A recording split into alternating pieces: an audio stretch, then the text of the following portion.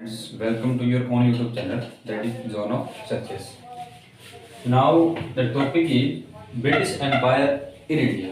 भारत में अंग्रेजी हुकूमत कब से स्टार्ट होती है, कैसे इंडिया में अंग्रेज आते हैं, किस प्रकार इन अंग्रेजों ने यहाँ पर अपना कार्यभार संभाला, यहाँ पर राज किया। तो सबसे पहले तो मैं एक बात ध्यान में रखनी थी कि इंडिया में पहला अंग्रेज कौन आता है और क्या करता है। तो पहला अंग्रेज आने वाला था थॉमस हुक, जो इंडिया आया था, जो किसके दरबार में आया था, अकबर के दरबार में भारत आया था। कब आया था? 1608 ईस्वी में। लेकिन अकबर जी ने जो इसने इन्विटेशन रखा था कि मैं आपके यहाँ ट्रेडिंग करना चाहता हूँ, उसको फाड़ दिया गया। अब ये कट गया। दूसरा जो बंदा आया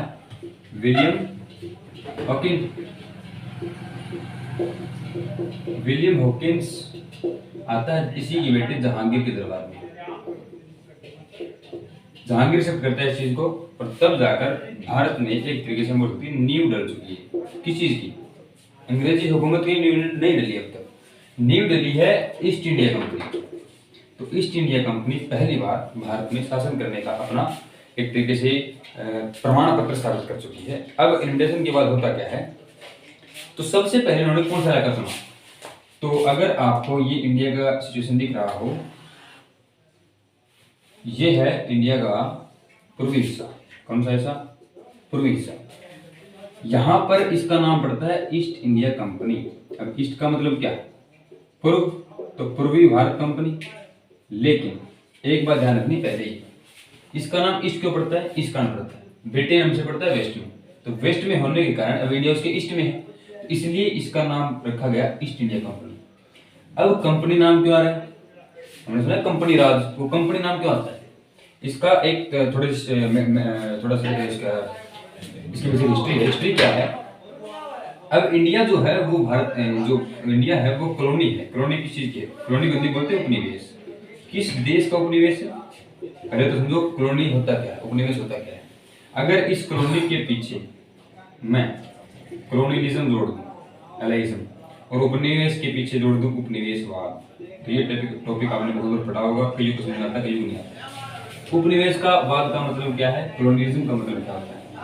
अब अंग्रेज, ब्रिटिशर्स जितने भी, अकेले ब्रिटिशर्स नहीं, फ्रेंचीज, फ्रांस के लोग, डचेज, पुर्तगाल के लोग, और कभी कभार यूएसए वालों ने भी, अमेरिका वालों ने भी, अपने अपने इन्होंने लोगों ने अपने जो आसपास एरिया थे, दूर एरिया थे, वहां पर जाकर कमजोर देशों को अपना गुलाम बनाया। तो हम गुलाम हो चुके हैं अंग्रेजों के, तो हम क्या, हम उनकी कॉलोनी, उपनिवेश, और वो हमारे राजा हैं। तो कॉलोनिज्म, उपनिवेशवाद का मतलब होता है कि अब इंडिया उनकी कॉलोनी बन चुका है। कॉलोनी समझते हो? जैसे आप मान लीजिए कॉलोनी में रह रहे हो, तो कॉलोनी कहाँ रह रही है? कॉलोनी किस शहर में है? अब मान लीजिए कॉलोनी है आपकी भिवानी में है, हिसार में है, चंडीगढ़ में है, दिल्ली में है। तो यहाँ पर जो कॉलोनी है, अब उस कॉलोनी में जो आप रह रहे हो, तो वो आप इसके अंदर, दिल्ली के अंदर आता है, हिसार के अंदर आता है, भिवानी के अंदर आता है, चंडीगढ़ के अंदर आता है। तो हम अंडर आते थे ब्रिटिशर्स के। ठीक, एक बात तो ये क्लियर हुई। हमने पढ़ लिया अब तक उपनिवेशवाद क्या होता है, तो हम उनके उपनिवेश बन चुके हैं, और इस सिस्टम को बोलते हैं उपनिवेशवाद। पहले बात तो ये क्लियर। दूसरी बात, वो इंडिया की ईस्ट इंडिया कंपनी, अब ईस्ट इंडिया कंपनी यहाँ पर है, तो हम इस हिस्से में आए हैं। तो यहीं पर क्यों आए? अब परमिशन उनको मिली थी दिल्ली से, ये दिल्ली आपका सेंटर वाला एरिया, लेकिन आते हैं वो स्टार्टिंग करते हैं बंगाल से। तो क्या कारण रहा होगा, वो किसी और हिस्से में क्यों नहीं गए? उसके पीछे कारण है। कारण क्या है? सबसे पहले तो एक बात ध्यान रखिए, सबसे अधिक जो रिसोर्सेज हैं, कैसे रिसोर्सेज?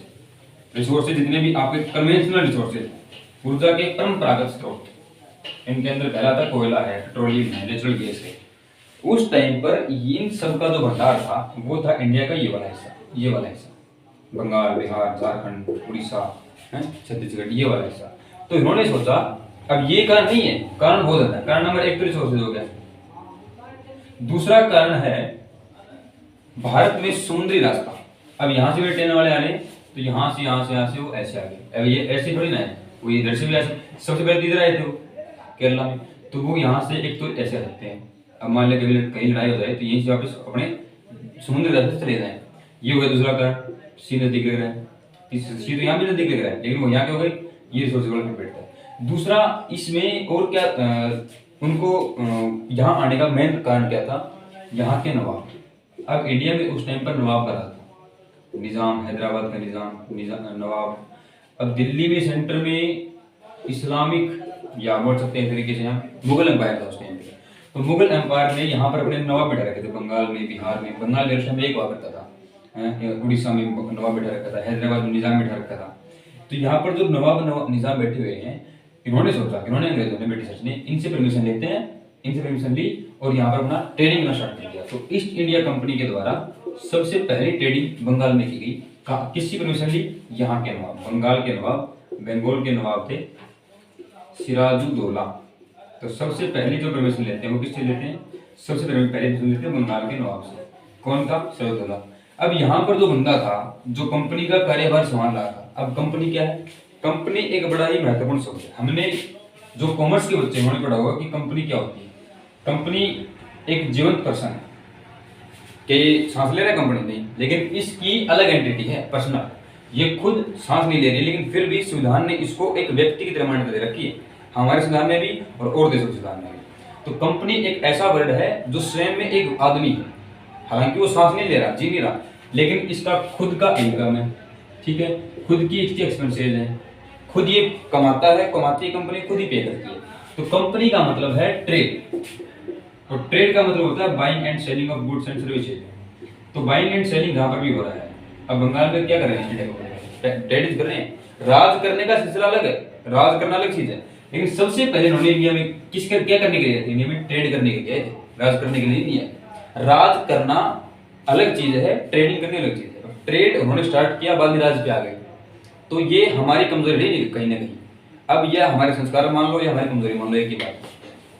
ट्रेड उन्होंने यहाँ से की। अब यहाँ से क्या करते थे? तो सबसे महत्वपूर्ण चीज जो बंगाल से उस टाइम पर वो आयात निर्यात करते थे, उनमें सबसे अधिक नाम आएगा ओपियम। सबसे पहली चीज है ओपियम। ओपियम समझते हो? इसको हिंदी में बोलते हैं अफीम। ये सबसे अधिक होती थी बिहार के एरिया में, और बिहार उस टाइम पर बंगाल का हिस्सा था। दूसरा जो है वो है इंडिगो। इंडिगो मतलब नील, ये भी है। तीसरा बंगाल का ये साइड वाला एरिया, ये असम वाला, यहाँ पर होती टी, चाय। अभी जो बंगाल आज जो बागान बने हुए हैं, ये सारे के सारे बागान कभी किसी टाइम पर ब्रिटिशर्स के द्वारा लगाए गए थे। और एक बार चाय का बागान लगा लेने के पश्चात अब चाय कहते हैं पौधे, तो पौधे लगा दिए। अब ये पौधे 10-12 साल तक तो ग्रो करेंगे। जब इतने पौधे हो जाएंगे, जमीन से ऊंचे हो जाएंगे और ऊंचे, तब ये पत्ती देना स्टार्ट करेंगे। फिर पत्ती कटती है, पत्ती पहले सूखती है, थोड़ी हरी रहती है, उसको काटते हैं, काट के सुखाते हैं। सुखाने के पश्चात जो आप चाय पीते हो ना, एक्चुअल से पत्ती के टूटे हुए दाने और कुछ नहीं, वो बीज नहीं होता चाय का। जो चाय पी रहे हो, पत्तियां काट दी गई, हरी पत्तियां थी, काट दी गई, उनको सुखा दिया गया बिल्कुल बारीक दानों में, और फिर सुखाने के बाद उनको छान लिया गया। छानने के बाद जो बच गई चाय नीचे वाली, वो हम इंडिया में यूज करते हैं, और जो ऊपर चाय रहती है, जो हल्की हल्की बड़ी होती है, उसको ही बाहर कर एक्सपोर्ट करते हैं इंडिया वाले। अब भी ऐसा सिस्टम पहले कैसे था। तो सबसे पहले ये 3 चीजें हमें पढ़नी है कि ओपियम, इंडिगो और टी, अफीम, नील और चाय, ये 3 चीजें इस एरिया में होती थी। तो इन्होंने सोचा कि ये बेस्ट तरीका है। अब इंडिया में तो अफीम बहुत कम यूज होती थी, यूज कम हो रही है, उगाते नहीं थे। तो यहाँ से ट्रेडिंग करने की परमिशन लेने के बाद इन्होंने सबसे पहले अफीम को बनाया, क्योंकि ये क्या है? ये एक नशा है, मादक पदार्थ है। दूसरा ये क्या है? ड्रग्स। ड्रग्स समझते हो? ड्रग्स का मतलब नशा नहीं होता, ड्रग्स का मतलब मेडिसिन, दवाइयाँ। एक तरह की दवाई थी, चाय भी दवाई में आती है। इंडिगो भी एक ऐसा पदार्थ था जो न तो दवाई था न नशा था। वो क्या था? वो एक था रंग। जो जितने भी रंग बनाए गए हैं, गहरा नीला, रॉयल ब्लू कलर, ये सब नील से बनते हैं। जो कपड़ों रंगाई होती थी पहले, ब्लैक कलर अलग था, नील अलग था, तो नील से रंगाई होती थी कपड़ों की। बाद में इंडिया में एक स्टार्ट करेंगे कौन? ब्रिटिश टेक्सटाइल वाला स्टार्ट करेंगे ना, तो टेक्सटाइल में सबसे महत्वपूर्ण योगदान होगा इंडिगो का, क्योंकि यहाँ से नील जाता था ब्रिटेन में, लंदन में, और वहां पर कपड़ों रंगाई होती थी, जो न्यूयॉर्क शहर में है, मैनचेस्टर, वहां पे। तो बंगाल में आने के बाद ये ओपियम स्टार्ट करते हैं। अब ओपियम का ये करते क्या थे? हमारे इंडिया के जैसे ऊपर बढ़ता है बंगाल के ऊपर वाली साइड, ये भूटान हो गया, तिब्बत, और इसके ऊपर चाइना, ये वाला चाइना हिस्सा। चाइना में ये ओपियम सप्लाई करते थे ब्रिटिशर्स। अब हमें नुकसान क्या था इस चीज का? नुकसान हमें बहुत बड़ा था। यहाँ पर उस टाइम पर बहुत ही ज्यादा मात्रा में ओपियम होती थी, अफीम होती थी। उस अफीम का ये लोग करते क्या थे? उस अफीम को ये चाइना में एक्सपोर्ट करते थे अंग्रेज, और यहाँ से अच्छा पैसा कमाते थे। तो कंपनी, मैंने बताया आपको, कंपनी का काम क्या है? बाइंग एंड सेलिंग करना। तो बाइंग एंड सेलिंग करना ये कंपनी का काम है, और अब जब अफीम की क्रय विक्रय यानी कि बेचना खरीदना कर रहे हैं तो इसको चाइना एक्सपोर्ट कर रहे हैं। अब मान लीजिए यहाँ पर तो वो अफीम उगती थी, उगवाते थे ये कौन, ब्रिटिशर्स। ब्रिटिशर्स उगवाते थे यहाँ के किसानों से, हमारी ही जमीन और हमारे ही किसान, हमें मजदूर, हमें हमसे उगा रहे हैं, और हमसे मान लीजिए 2 रुपए की इन्होंने 1 किलो ले ली, 1 kg अफीम ले ली, और बाहर एक्सपोर्ट करते थे चाइना में तकरीबन 100 रुपए के जी। तो इतना डिफरेंस था। 1857 की क्रांति होने के कारणों में एक कारण ये भी है कि अंग्रेज हमसे कम पैसे में फसल खरीदते हैं और उसको बहुत कौड़ी के भाव खरीदते थे और बेचते थे बहुत लाखों रुपए में। तो एक ये कारण था। अफीम ब्रिटिशर्स यहाँ से लेते थे और चाइना लेते थे। जब चाइना के शासक को ये बात पता चली कि ये इनसे लेते हैं 2 रुपए का, हमसे 100 रुपए का, तो उन्होंने इसी तरह विद्रोह भी किया था।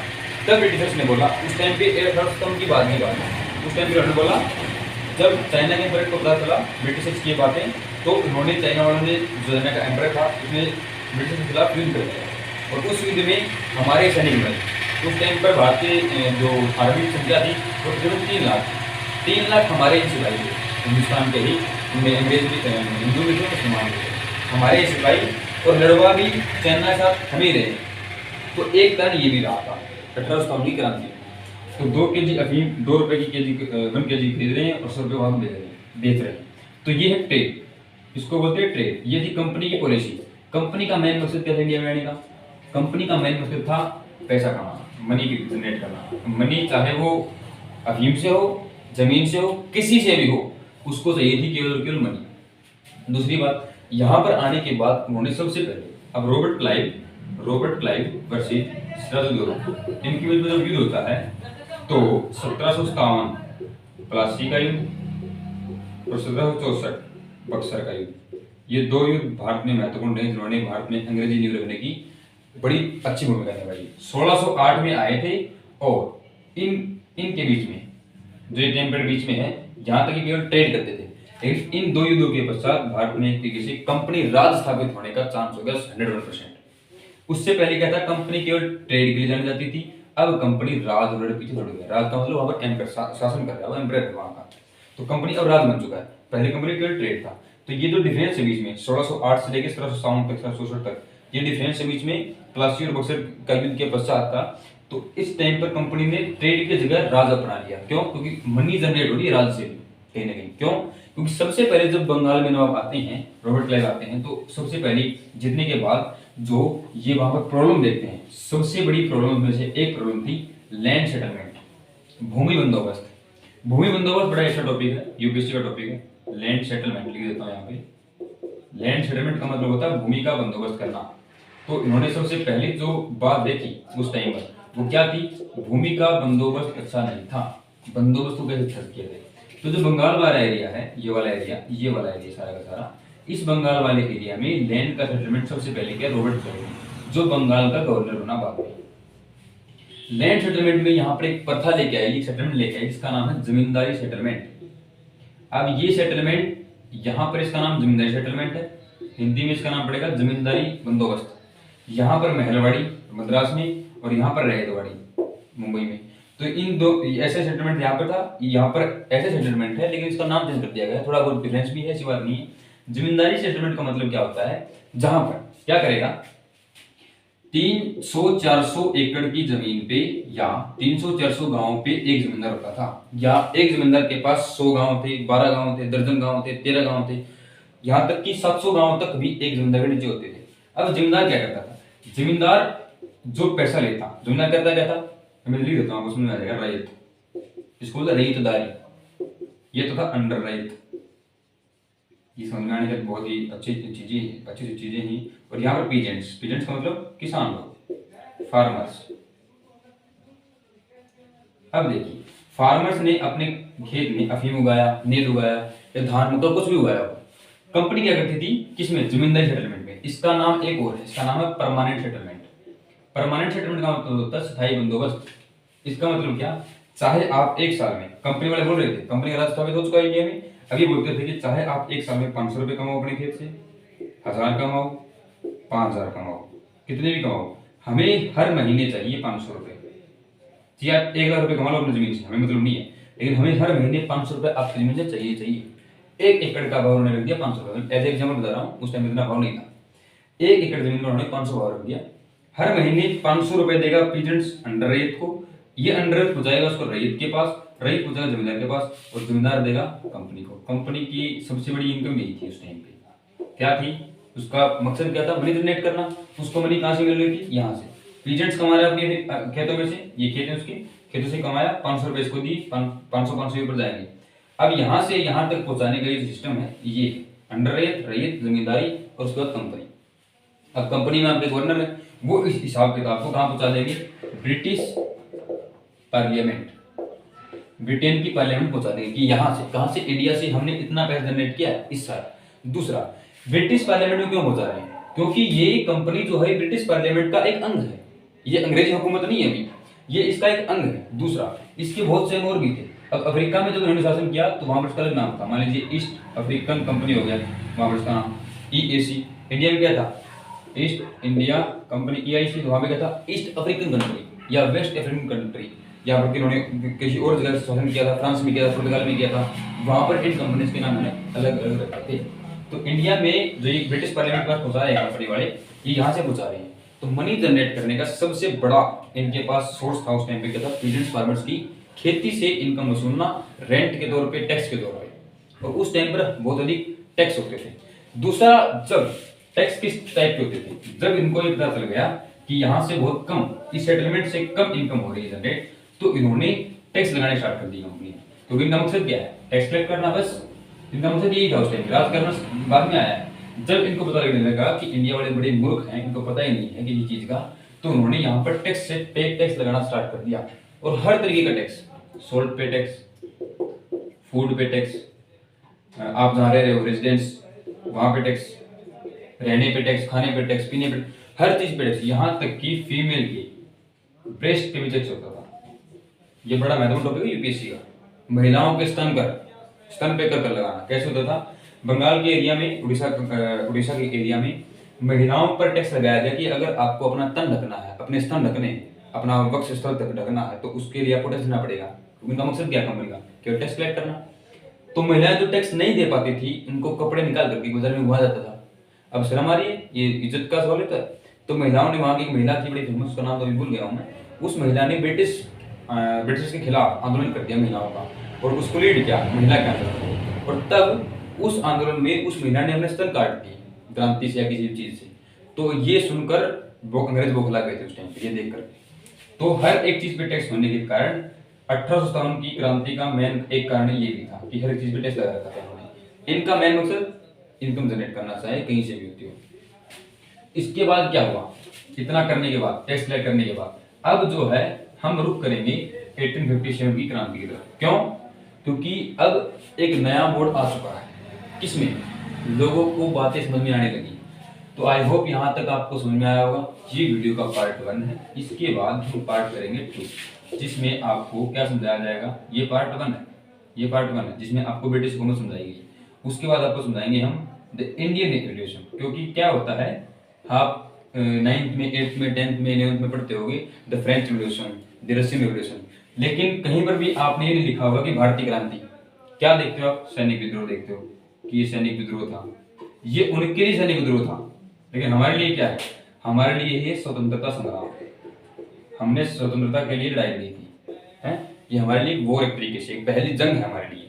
तो विश्व में सबसे पहली रिवॉल्यूशन कहाँ हुई थी? सबसे पहली ये स्टार्ट होगी 14 जुलाई 1789, और बात कहाँ की है? फ्रांस की। तो दी फ्रेंच रिवॉल्यूशन बड़ी मशहूर है, सबसे पहली रिवॉल्यूशन ये थी पूरे वर्ल्ड में। उसके बाद रशियन हुई, और अलग अलग जर्मनी की हुई, अलग अलग रिवॉल्यूशन होती रही। लेकिन इंडिया की हम नहीं पढ़ रहे हैं, लेकिन विदेशों में हमारे रिवॉल्यूशन लोग विदेशी जो देश हैं वो पढ़ा रहे हैं। तो पार्ट 2 में हम पढ़ेंगे द इंडियन रिवॉल्यूशन 1857, भारत स्वतंत्रता संग्राम या सैनिक विद्रोह, 1857 क्रांति, वो पार्ट 2 में होगी। आई होप आपको यहाँ तक समझ में